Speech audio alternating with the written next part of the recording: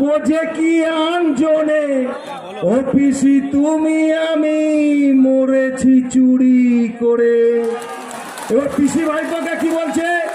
পিসি ভাইপোকে বলছে একেতে ভাদ্র মাস তারপরে সর্বনাশ, আমি যে চুরি করে দিয়েছি তোর পকেট ভরে।